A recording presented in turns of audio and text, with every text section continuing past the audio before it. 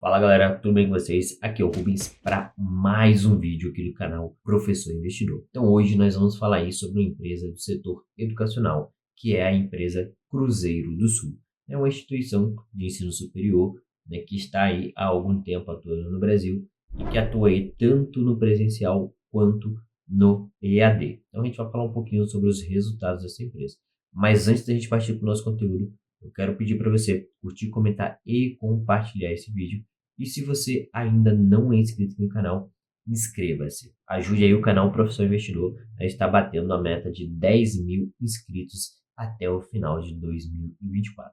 Também lembrando que esse vídeo não se trata de recomendação de compra, venda ou manutenção dos ativos aqui apresentados. É apenas um vídeo instrucional para que você possa conhecer esse ativo e, se você gostar do que você viu, você dê continuidade aos estudos do mesmo e tome a sua própria decisão sobre investir ou não nesta empresa. A decisão final sempre pertencerá a você. Dito isso, vamos seguir aqui para a tela do meu computador para a gente entender um pouquinho mais sobre a empresa Cruzeiro do Sul.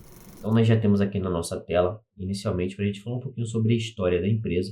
É uma empresa que surgiu lá em 1965 com a fundação do Colégio Cruzeiro do Sul, ali em São Miguel Paulista, na cidade de São Paulo. Então a empresa, desde a sua fundação, veio evoluindo muito no ramo educacional até se tornar a instituição que ela é hoje. A empresa, ela passou aí por uma mudança praticamente de controle, onde boa parte das suas ações foram adquiridas, pelo grupo de Singapura. Na verdade, basicamente a empresa hoje tem a maior parte das suas ações, cerca de 40%, na mão do governo de Singapura. Ele possui 4%, como a gente pode ver aqui na composição acionária, a gente tem aqui o governo de Singapura, 4,20%.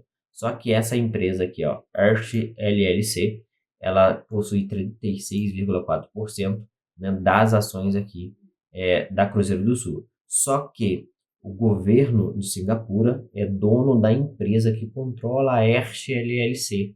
Então, de forma indireta, esses 36,4% também pertencem ao governo de Singapura. Sendo assim, de forma direta e indireta, somando os dois valores, o governo de Singapura possui hoje 40% aí das ações da empresa Cruzeiro do Sul. O restante está dividido aqui, entre outros fundos de investimentos, como o Gama, o Redmond e o D2HFP, e o restante está em circulação, ou seja, o free float hoje da empresa é de cerca de 12,39%.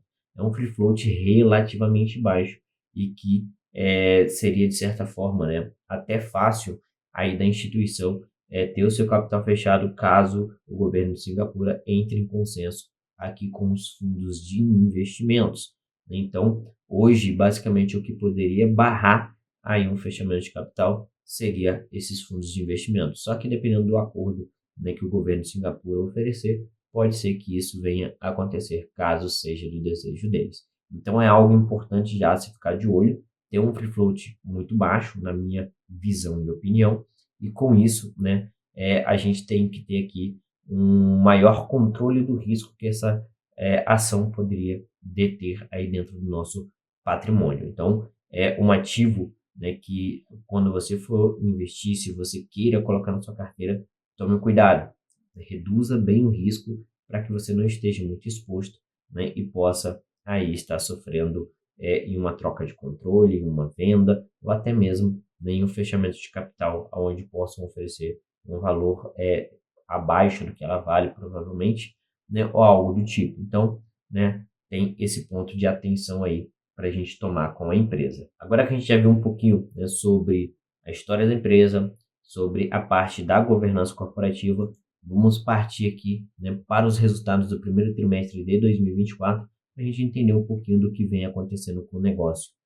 e entender se ela tem entregado números aí satisfatórios. Depois a gente vai ali para o site de análise de ações, para a gente ver um histórico um pouco mais longo e entender qual é a consistência dos resultados dessa empresa. Então vamos lá, aqui eles de cara trazem um contexto global sobre a educação.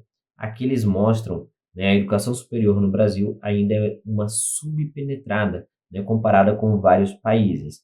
E aqui eles mostram um gráfico com o percentual da população de 25 a 34 anos com nível superior né, aí em 2022. No Brasil, apenas 23% da nossa população entre 25 e 34 anos tem o nível superior. Então, ainda é uma parcela muito baixa se comparado aí com países desenvolvidos como Canadá, Estados Unidos, né, o próprio Japão, Inglaterra, entre outros. Né? A gente está aí à frente da Argentina, mas a Argentina tem apenas 19%.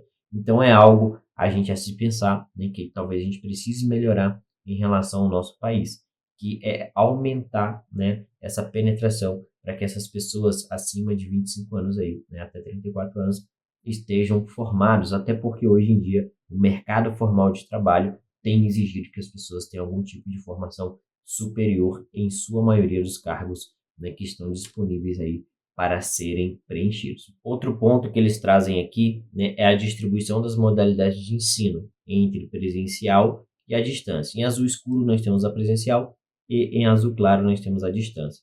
A gente vê que o número, né, de matrículas vem crescendo. Lá em 2012, a gente tinha aqui 7,1 milhões de inscrições. Em 2022, a gente tem aí 9,4 milhões. Só que quando a gente olha, né, o crescimento entre a presencial e a distância, a gente vê que a presencial tem encolhido, né, saindo lá de 5,9 milhões em 2012 para 5,1 milhões em 2022. Enquanto isso, a distância ele vem crescendo. Saiu de 1,1 milhão lá em 2012 para 4,3 milhões em 2022, um crescimento aí de 234%.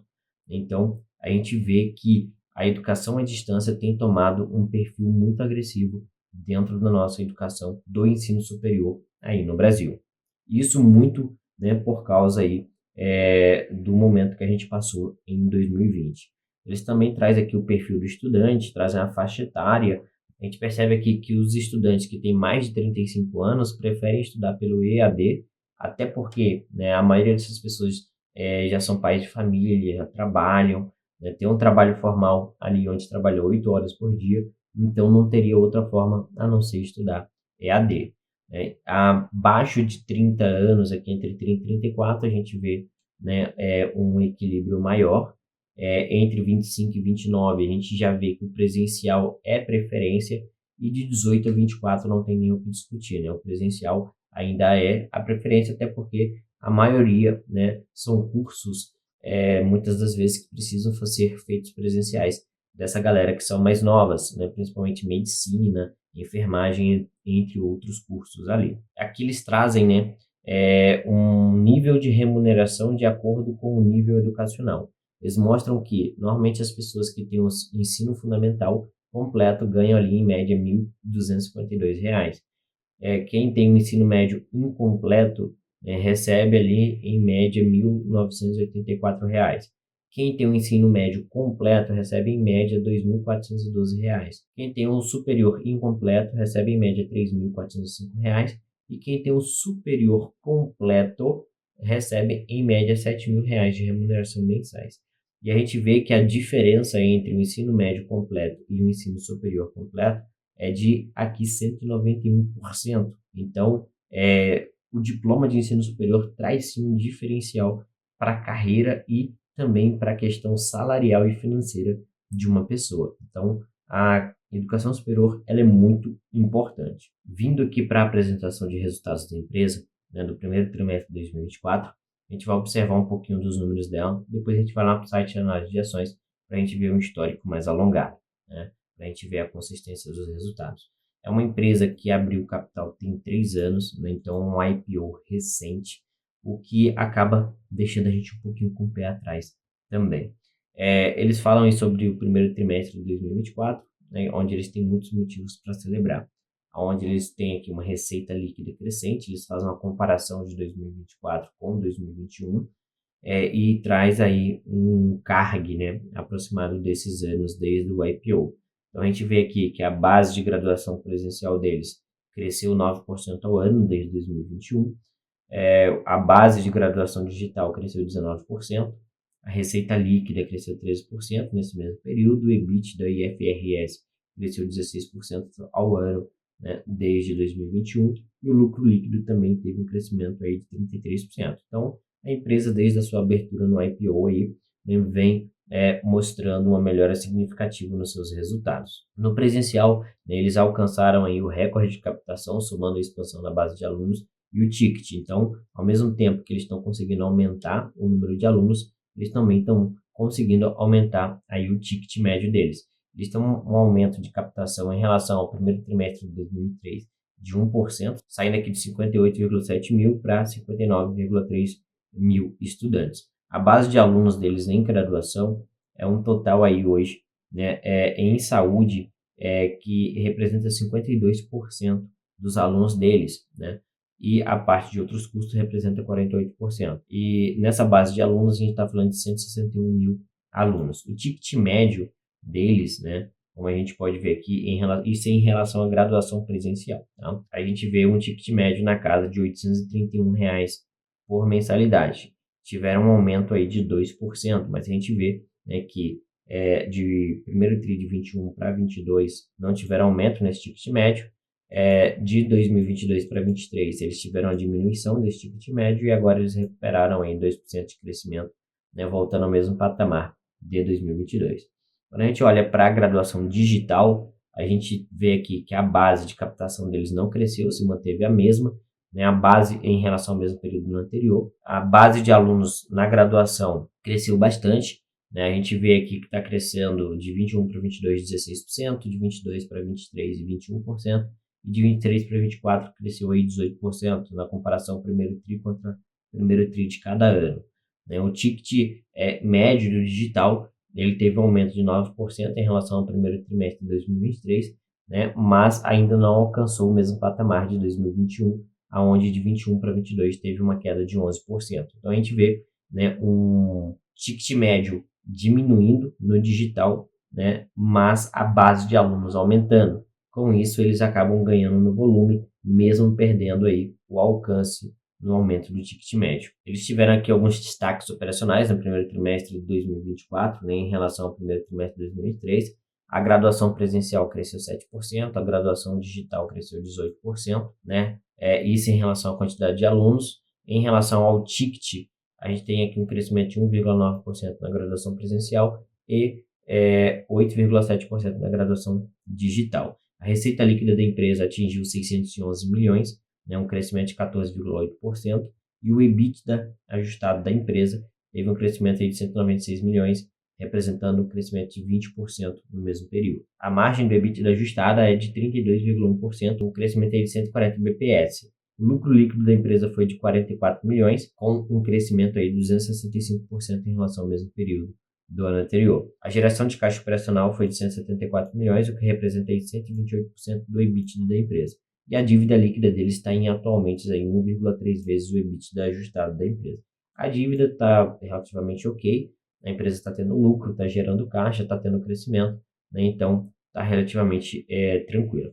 Vindo aqui por site de análise de ações, a gente vê que a empresa está sendo negociada a R$ 4,16, com a valorização no último mês de 5,85%, mas nos últimos 12 meses está aí amargando 4,59% negativos. Quando a gente olha o histórico de cotação da empresa, a gente vê uma empresa que abriu capital na casa de R$13 e hoje está sendo negociado na casa de R$4, tendo uma desvalorização aí, né, bem significativa. Então a gente vê que é uma empresa que vem sofrendo muito, até porque abriu capital ali em 2020, né, e foi num período pós aquela situação que aconteceu todas ali em 2020, 2021, né, que deu esse aumento significativo aí na quantidade de alunos do digital. Descendo aqui, a gente vê que a empresa, né, tem um dividend yield aqui em 24 cerado, ainda em 23 pagou 1,3% de dividend yield, e em 2022 pagou aí 3,41%. A gente tem uma empresa com valor patrimonial de R$ 3,91